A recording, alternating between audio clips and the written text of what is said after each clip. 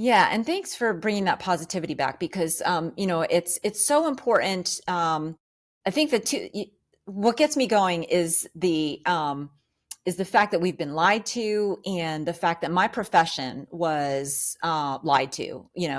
And I paid a lot for my education. I worked hard for it, and during that, I was lied to. And my fellow colleagues don't all know this. Like most of them don't, right? Unless they've read my books, they don't know the extent of what's gone on.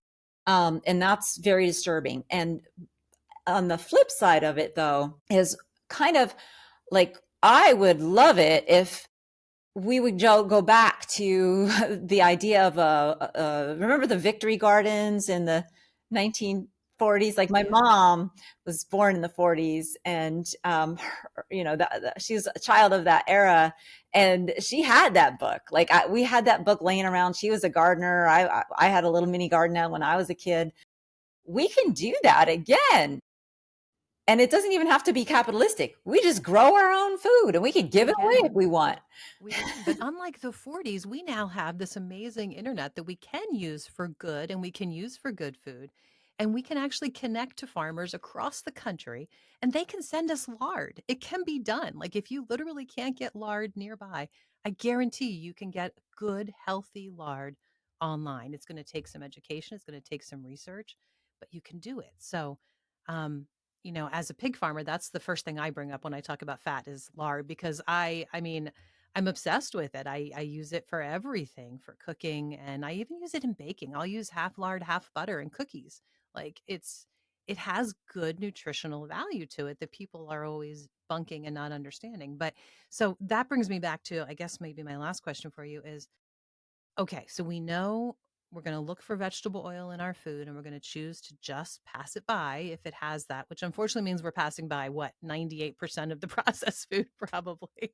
Yes, um, although also on the positive side, the entrepreneurs, they are using more of avocado oil and yes. coconut oil and olive oil in products. So it's a lot easier now to find salad dressings and mayonnaise and of Yes. course chips and crackers too, but like those aren't Right. exactly healthy. But salad Right. dressings and mayonnaise are nice ways to make very healthy food, jazz up your healthy food. You can make a nice tuna salad. You can make a wonderful sandwich with some better mayonnaise, and easy to make a salad. You don't have to make your own dressing if you don't like doing that.